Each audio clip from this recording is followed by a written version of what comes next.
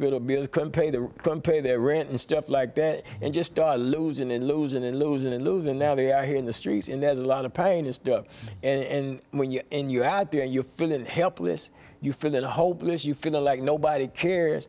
So that's why it's important for people that have a heart, you know, like Tim, to show up and to give some people some hope. You know, sometimes, man, it only takes a word of encouragement to somebody. Sometimes just takes, man, you know, you can do it. You know, don't give up. You know, then maybe it may take a meal or something. It may take a variety of things, man. You know, but you gotta find that need and feel it, and find that hurt and heal it, man. You gotta look for it because it's out there. Tim, give us some of your experiences that you would like to relate to our audience this morning. But Dr. Haynes, when I was out there in the streets, as Pastor Walker was saying, the hurt and the pain, you feel like you don't have nobody, you're on your own, and you want to just give up sometimes, you know. And I remember feeling like that when I was out there in the streets, you know. And that's why it touches my heart, because I know how people, men's and women's, they feel, you know. They go through the hurt, the pain, like family members know they done burnt the bridges up, because Lord knows I burned bridges up. And the hurt and the pain that's on them, you can see it, you feel it, you know. So that's why when I go to the streets, I pull them to the side and I ask them, and a lot of them know me.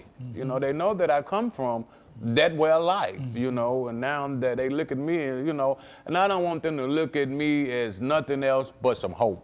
Inspiration. Inspiration, you know. If you can do it. If I can do it, you can do it too. That's right. You know, because if God did it for me, surely he'll do it for you. You know what I mean? That's what they need. They need an example. That's right. That's right. And that's what I try to be, some hope. You know what I mean? That we can change. You know, we can change that lie. You know, it's a lie. We ain't got to be stuck the same, you know. So when I go out there and see the hurt and the pain, I ask them, man, you know, man, how can I help? You know, because Lord knows that I see violence while I'm out there too. I see that too, you know. Matter of fact, a couple of weeks ago I was out there, man, I seen bloodshed. You know, it's out there, but it's just the hurt that Pastor Walker was saying, you know. And it's my job to go there and to let them know that we can change. You know, we can change this, whatever's going on, whatever the enemy is telling you, we can change it. You know what I mean? And I pray with them. You know, if you want me to pray, do you believe in prayer? Because prayer changes things. All right, go on. They change. Prayer changes things. Lord, look at me. You know, and I pray with them. You know, and most of all, I listen to them. You know, I listen to them. You know, but. Asking them to pray, and some of them like, pray on, I don't care where we at. We can be right there in front of the Jack in the Box, we can be outside Waffle House, we can be anywhere else, and also at the motel up there. I go to the motel up there too, you know, because a lot of guys from different states, you know, drugs, whatever, and I minister, you know, and that's the thing, you know what I mean? Just giving hope back, you know what I mean? That, man, if God do it for me, he'll do it for you. You just got to, man, break this. Let's break it. And I help. Whatever it is, here go my card. Call me. I'm coming.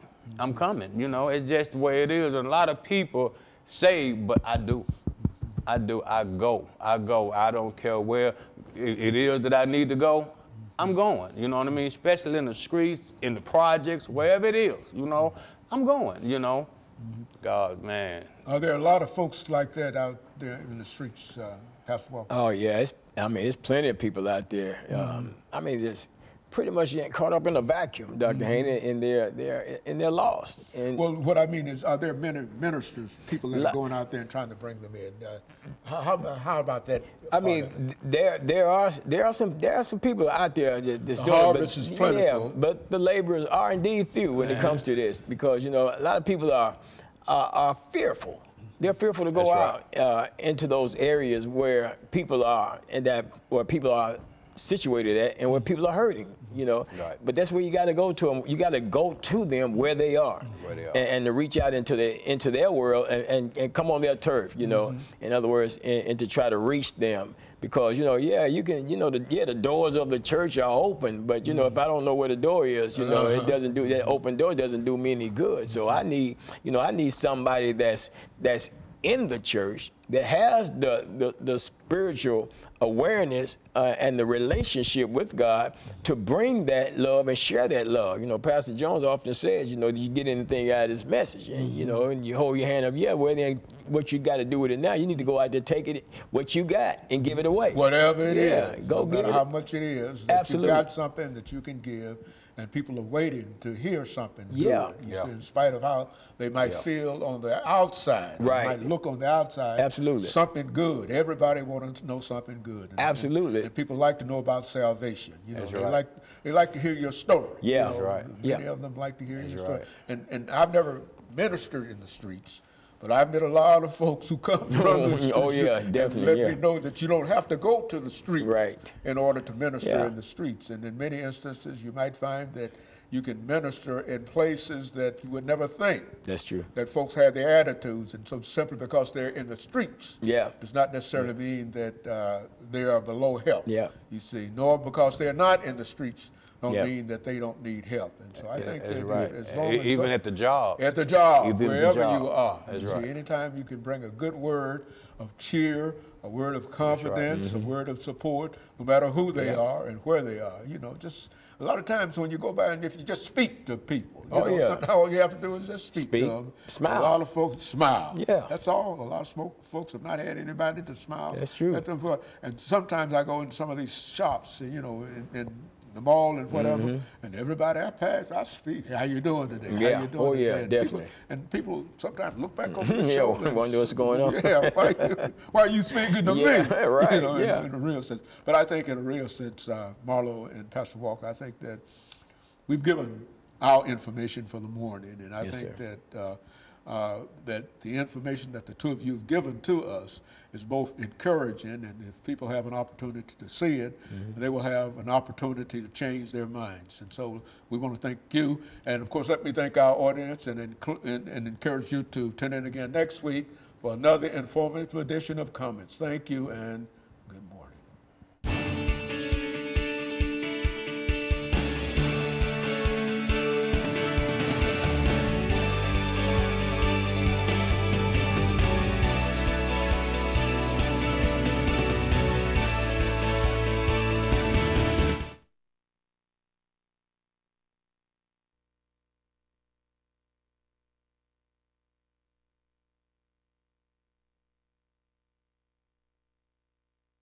Gonna need me again? Not necessarily. Okay. Because I think the other folks are going to show up. Okay. You see, but I think Okay. we're covered it. Thank you, Doctor. But we appreciate you. Yes, we sir. appreciate you. Yes, sir. Appreciate Pastor Walker for. Pastor Walker, Yes, sir. see you tonight at Bible class. Yes, sir. We got a lot of work to do, man. Man, yes, yeah. Like you said, the harvest is plentiful. That's right. That's right. Yeah. Is Waller back over there? What did he do? Go over and went to sleep? Oh man, my No, I was fault. just I'm ready. finna take it with me. You guys get dressed mighty quickly. I forgot I had it on. It is, right? Okay, Brother Waller, you want to come on around? Yes, I can. I can. I just want to make Now, sure. we I want to do good what see we you, brother. want to call this You're doing a good minister job. in the streets. What we want to call this? Yes, sir. Pleasure. Always good to see you. The same thing. Pastor Walker, Yes, sir. God's will, see you tonight at Bible class. Brother Waller, come on over and have a seat here. Okay. Thanks again for Good. having me over here. And I tell you, why don't you take that book, Brother Waller, and give it to him, and he might be able to get a shot of it. And you don't have to, Yes, you sir. know. Yeah, that's good. Yeah. That's better. Because I can give. Are you promoting the book? Well, yes, Yeah. I am. Yes, I am. Yes, I am. Okay. Okay. All right. Let me get in here. Okay. Okay. Let me see. Bringing hope. Count to 10. 1, 2, 3, Bringing hopes to the 4, street. Yeah, 5, bringing hopes to the 6, streets. 7, Bringing 8, hope. 9, 10. 1, 2, 3, 4, 5, 6, 7, 8, 9, 10. 1, 2, 3, 4. Yeah. Yeah, okay, yeah. Let me scoot it up. You might be able, yeah. Can you push you up? Okay. Or either, I think the chair has something that allows it to give, or something like that. Yeah, I think it's chair. On his, Chair just pushed back. yeah, it's something over here. I don't know, but my man probably can. And you can tighten it so it won't move. Yeah. My man, let him. You can handle. You can. Yeah. No, he's. It looks like it's kind of back, If you want to bring it up a little bit. like it's back a little bit this way instead of up, even with us. Do what? Oh, you can bring the seat up. Okay, let me stand up. Okay. All right, Yeah. let's try it now. Try it now. Back too far. But his weight, I think his weight would push it Yeah. on down even. No, I'm talking about for Back as far as. Back there. Oh, no, it needs to right so I can Oh. get him in the shot. Okay, all right. Okay, I'm back again. Here I go, brother.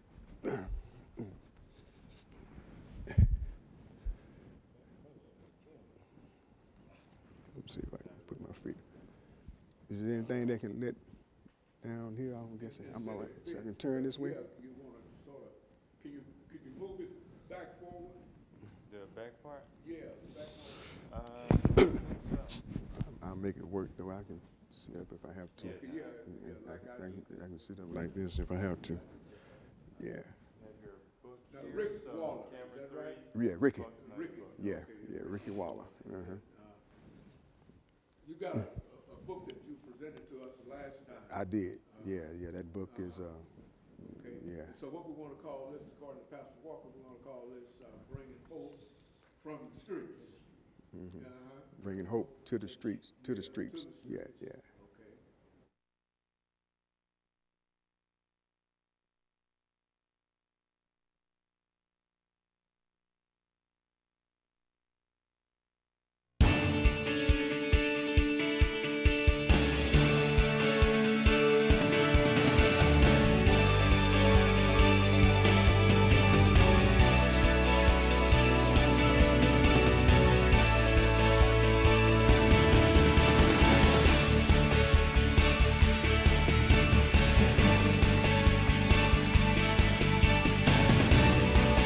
Thank you and welcome to the show this morning. The topic this morning is bringing hope to the streets. And we're fortunate to have with us to talk about some of the activities in street ministering, Pastor Kay Walker and Rick Waller, two individuals who have quite a bit of information in reference to what is going on in the streets today. And Pastor Walker, I think that you came with other individuals, and we've had an opportunity to talk about some of the activities that you've been involved in the streets, as well as Rick Waller. We've had Mr. Waller on here before, but let's have the two of you. For those individuals who might not know either you or Mr. Waller, to give us some information about your background, your education, and some of your experiences. And you should take about 3 minutes, Pastor Walker, to talk about some of your background, education, and experiences. And after that, Waller will take a couple of minutes to talk about his background, education, and the book, I think, that he has with him. And then we'll be out of that first segment, and then we'll go into that 8-minute and next 10-minute segment. But first, let's start with you, Pastor Walker. Okay, well, once again, Dr. Haney, good morning, and thank you for allowing us the opportunity to be on your show. I'm Pastor Kelvin L. Walker, Associate Pastor, Fairfield Missionary Baptist Church, under the leadership of my senior pastor, Howard E. Jones, Jr. Born and raised here in Nashville, Tennessee, two good parents that raised me right, but I went wrong. But at the same time, you know, I did get the teaching, I did get to understand, I got the knowledge. I got kicked out of the public school system, you know, around the beginning of my 10th grade year. I was kicked out. I wasn't a desirable character during that period of time in my life. Ended up in the United States Navy as a result of being involved in a shooting where I had shot someone, and the judge sent me to the military as opposed to sending me to reform school at the time. And of course, I got in there and just using drugs and everything like that. Got out of there and ended up incarcerated in the state prison system and everything. He had some college studies at Tennessee State University. In that period of time after my release from the Navy, between being released from the Navy and being incarcerated, I did do some studies at Tennessee State University. While incarcerated, I did some study with the Trevecca East Campus Prison Program as well, trying to major in business and stuff like that, and some theological stuff I studied in there as well. But I got out on reform and continued in my criminal lifestyle and stuff. And back in 1986, God stepped in my life, intervened, pulled me out of that, called me in the ministry, and that's what I've been doing for the last almost 33 years now. It brings me to this stage right now, Dr. Haney. Mm-hmm. And I would imagine, Waller, you can say about the same thing in reference to why you're here this morning, bringing ministry to the streets. Let's talk about how you became who you are today, Pastor Waller. Thank you, Dr. Haney, for allowing me to be here. I want to thank my partner, Pastor Kevin L. Walker, for inviting me to come. My background is that I grew up in Preston Taylor Projects in West Nashville. Went to Moses McKissick, very innocent. And by the time I ended up at Washington Junior High, the schools became integrated. I was in the 7th grade. I was transferred to W.A. Bass, and I got caught up into the drug game. And I was a great basketball player, according to what people would say. And then I ended up going to Cone High School, as far as I went. And while I was there, I was deep into the streets. I became the supplier of my community by the time I was in high school. And so what happened was I quit school, and the gym teacher would see whoever could play whatever type of sports.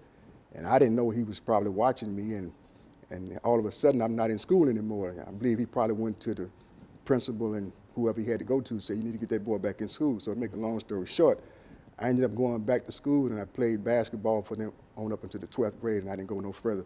And I was educated in the streets. I was taught well what it's like to be in bondage.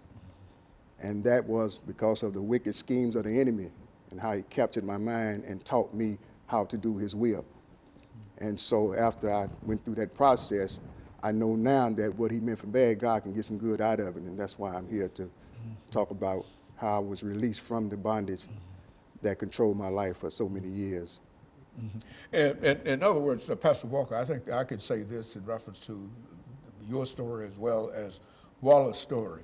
God is good. Yes. And Yes, he will do some wonderful things. Oh, yeah. And I know that I might not have been in the streets, quote, as such, but I know what God can do, and I know that he has intervened in my life just as he intervened in your life. Yes, I believe that. While we might have traveled different roads, I think that we're all at the same place in reference to what we're doing today. And I just want to thank you up front, the two of you, and we'll talk about other things after we have our first commercial break.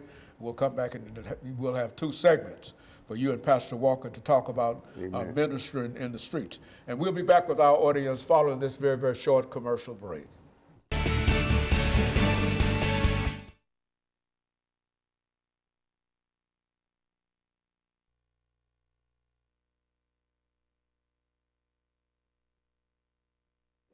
You got away. Hey, sometimes Most of us, when you grow up like that, you could. Yeah, you do what you do. Walking down the street, somebody say, "Here come the police." Everybody run. Everybody take off. Yeah, that's the going thing. That's right. They got to run. Yeah. That's right. And so it's good for folks to hear our testimony. Oh yeah, it is. Because they know that anything can be overcome. Yeah. So Oh you yeah, have to without a doubt. understand Yeah. And that God is the source of it all. That's what I try to be consistent in reference to everybody I talk to. We're talking about what God has done to them. That's right. Know it.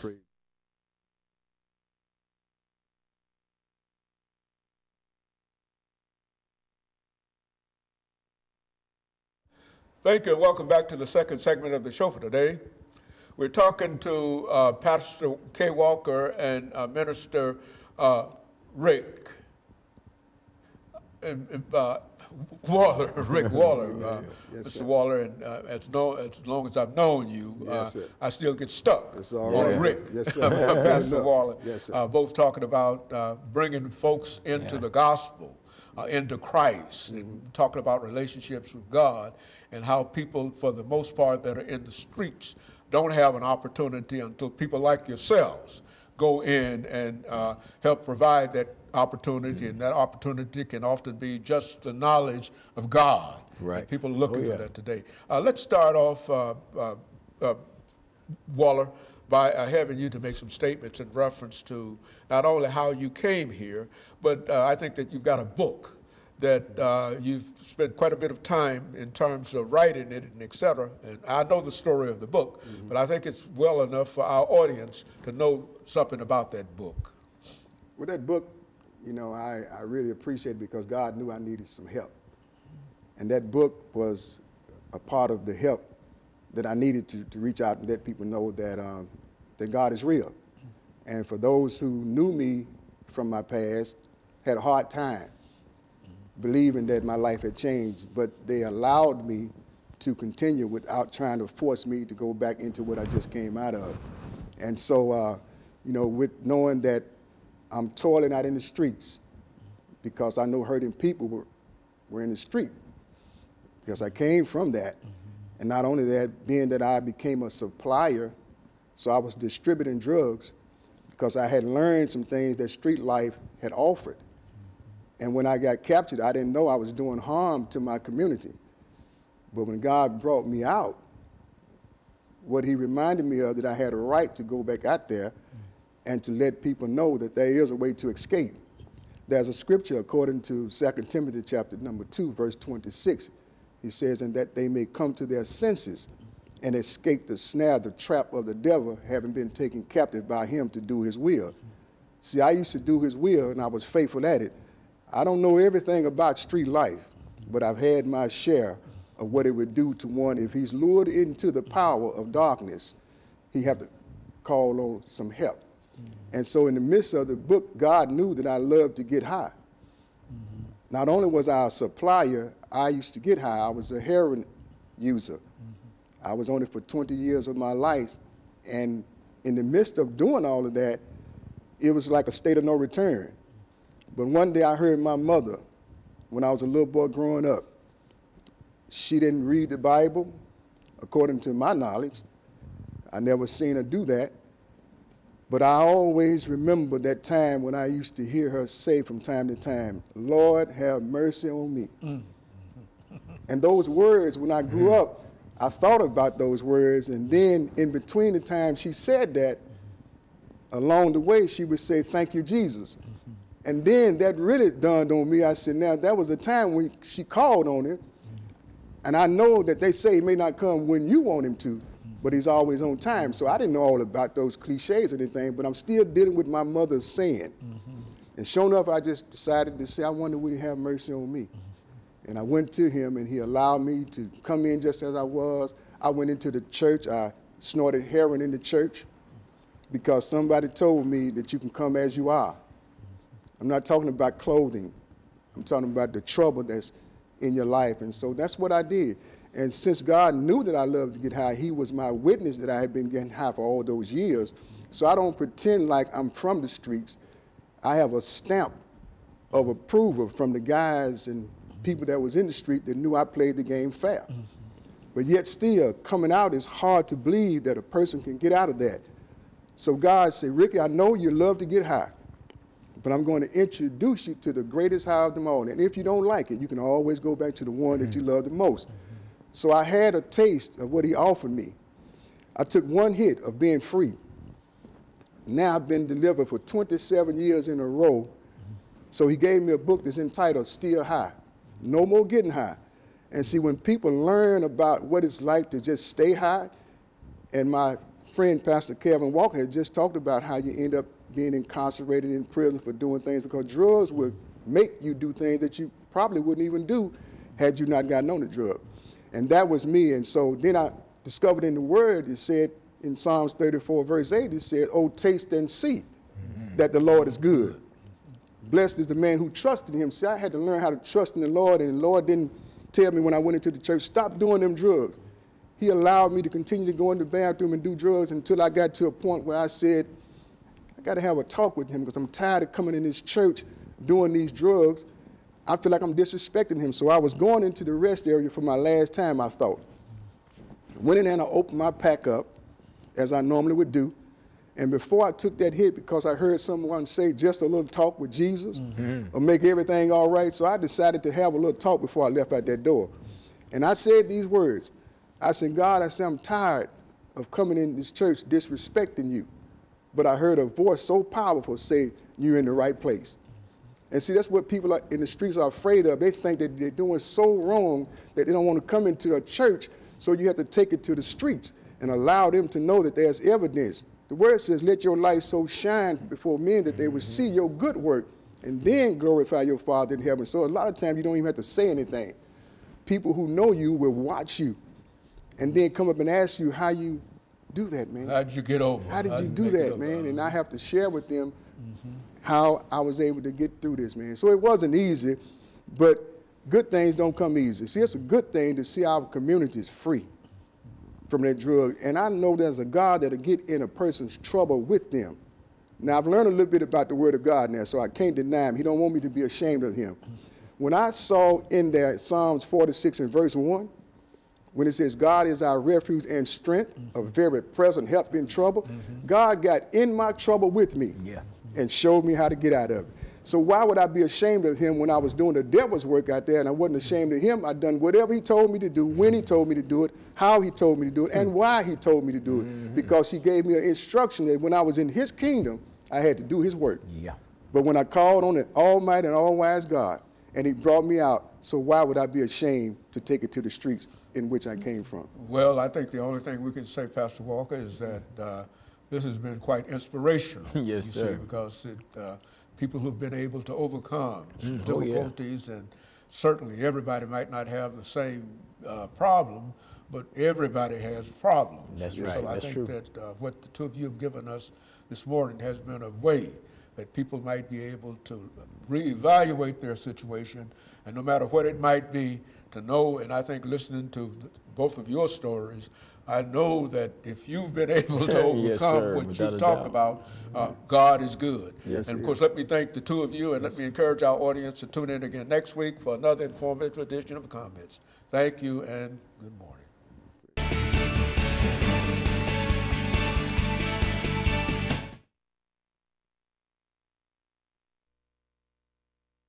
Well, I'm getting to see. Well, I'm just running all these segments. I know it. We got a That's 10 all minute, right. okay? Yeah, we got it. We come Yeah, back. That's all right. That's all We'll come right. back because we still got a title. Oh, yeah, we still That's it. I can welcome back to the third segment. Who's gonna know? I was gonna say, I didn't know. I was gonna say something, but then I wasn't sure. Hey, Yeah, and that's I what. try to divide it into 6, 8, and 10. Yeah. And sometimes you're going so good, the information. I got you. I started to say Thanks on something, but that. then I said, doggone, I ain't sure. I wasn't sure either. And I blame myself because I knew y'all did 3, but I didn't know this one was going to take 3. That's my only problem. That's why I couldn't say nothing. Yeah, all okay. of Well, them. we Yeah, all of them we got three. 10 more minutes on this Yeah, segment. Okay, yeah. so what we'll do is simply introduce it again and come on. Yeah.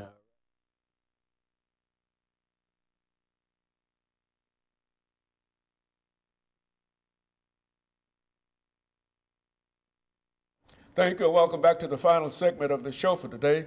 We're talking to Pastor K. Walker and Minister Waller in reference to some of the activities of bringing people into the Word of God in a real sense. And I think the two of you have demonstrated, Pastor Walker, how that can be done. And so let's take this last 10 minutes Yes, sir. to give you and Minister Waller an opportunity to make some final statements in reference to how you feel that people might be able to overcome, and if there are any secrets that might be to that, we want to reveal those secrets today. Let's start again with you, Pastor Walker. Yes, sir. You know, Dr. Haney, when you talk about the streets, you know, people, it's easy to get a visual of this, somebody standing on the street corner or lurking in and out of some dark alley somewhere.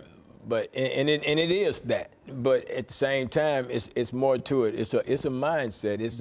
It's an environment, you know, that we find ourselves in, you know, because of whatever the situation, circumstance, and a lot of times, you know, poverty is one of the underlying factors that attributes to people being caught up in what we call that street life, which is a life of hustling, a life of crime, a life of drug addiction, a life of alcoholism, a life of thievery and the like, you know, and all types of immoral or things that, you know, people do in that with that mindset that creates that particular environment, you know. And what's important is the Bible talks about, you know, how can they hear, you know, without a preacher? That's right. And when you talk about a preacher, we're not talking about somebody that just stands behind a podium. Go ahead. We're talking about somebody that has come into a relationship with God, has the knowledge of God, and have experienced the love of God, and is going out sharing that love with others.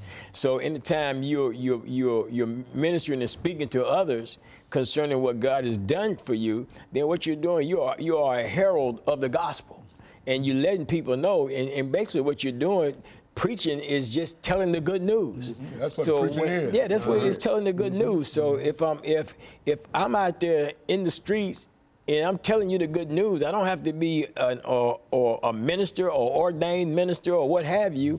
I just need to be somebody out there telling the good news about what God has done for me and what I know that he can do for you if you give him the same opportunity to act in your life in the same manner in which maybe I've given him the opportunity, or somebody else has given him the opportunity to act and function in their life. And you find out that you can overcome situations and obstacles by simple acts of obedience, you know, being obedient to the word that you hear, and people's lives has been transformed just because somebody, you know, I pray a lot of time, Dr. Haney, people say, you know, pray for such and such a person. And my prayer is, God, send somebody across their pathway that they'll listen to, that they'll hear.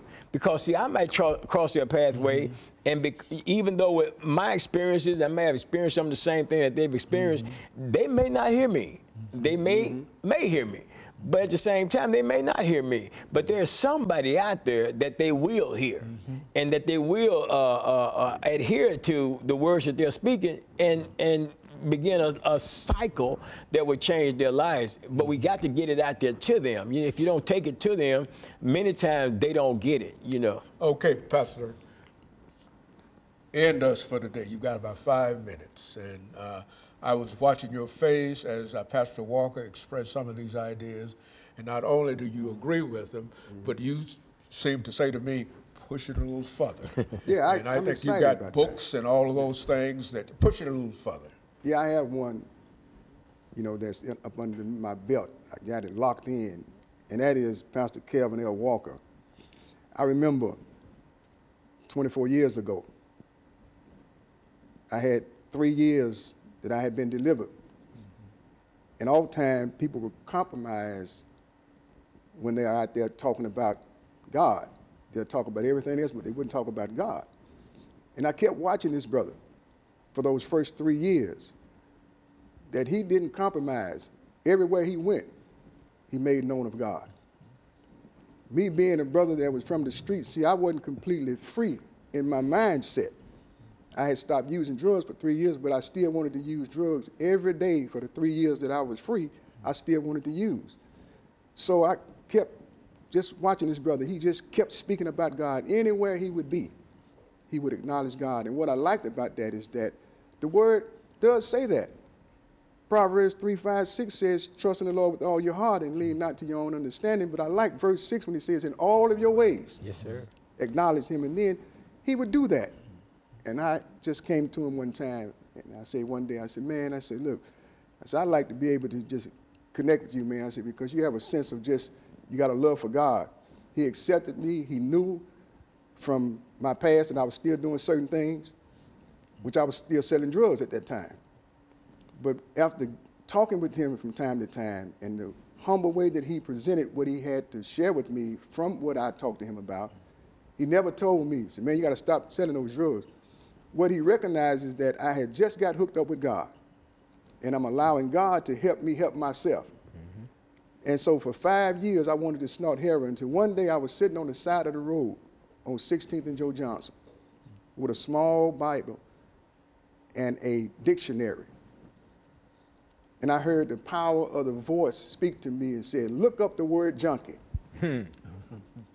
Because I used to hear in the streets, once a junkie, always a junkie. Now here I am, I'm free for 3 years, but that mindset that I heard in the streets is still lingering. And I want some heroin anyway. I've been off of it, you know, for 3 years, but I was on it for 20 years. And I said to myself, I said, well, I haven't had any drugs in 5 years at that time because I'd moved on up. But God was my witness. He knew I wanted to take that hit. I opened up that dictionary and looked in there, and it said junkie, slang, a narcotic addict. Well, I felt like it summed it all up. It's a narcotic addict, so it didn't mean any drug. But I knew that that couldn't be the case with that drug that was controlling me. I had tried marijuana, I had tried cocaine, pills, and all those things, but it was nothing like that heroin that controlled me. And so it said ESP. I didn't know what that meant at the time, but I found out that it meant especially, and it says one using heroin. And at that time, I didn't want heroin no more after I heard, he said, I didn't make you to be no junk. See, when I found out that information, it had to do with God working through somebody. And this is the man that God worked through, that I was inspired by watching him speak about God. And suddenly I ended up becoming a minister in 1998, because the strange thing about that is that now I got to go deal with my peers out in the streets and things, knowing good and well that I didn't talk about God when I was in the street. I didn't know him. I didn't pretend like I knew God. And see, that's one thing that God don't want us to do, or he didn't want me to do, is pretend like I knew him. But he wanted me to come and get to know him, and that's what I did. And so after I stopped running, I came into the ministry in 98, and I've been taking the message everywhere I go. I don't compromise. I reason with people, and I have to do that because God had compassion upon me. And when you have compassion upon the people, you have a love for the people who are out there still hurting. And that's why I take it to the streets and anywhere I go, because I used to take drugs anywhere I went. If I went to the penitentiary to visit my friends back when I was in the streets, I went in the penitentiary with drugs. And I would do drugs in the penitentiary. If I'm going to court facing a charge, I would go to court with drugs. I'm talking about the controlled substance that was controlling my life made me take drugs everywhere I went, because being a supplier, I always had drugs. So it was strange to become free. And that's why I'm so thankful today to let people know that it wasn't easy for me. Last statement, Pastor Walker, 30 seconds. I would say to people, man, if God has touched your life, then and shows you and special love towards you, then you're obligated by God's love touching your life to share that love with other people. Otherwise, man, what's the point in God touching your life if you're not going to take what God has shared with you and share with other people so that they too can come out of that darkness into the light as well as you have? In other words, you can't put your light up under a bowl, man. You got to set it up on the hill and let that thing shine, man. If you have other people an opportunity to come into this relationship that we have come into as well. Can't just sit back and say, well, I go to church, man. That ain't good enough. You got to take the church that you are outside and into the communities and share church. Okay, well, let me thank the two of you for bringing that excellent information, Pastor Walker, and so that we might be able to know more about Waller, know more about what is going on. And let me encourage our audience to tune in again next week for another informative edition of Comments. Thank you and good morning.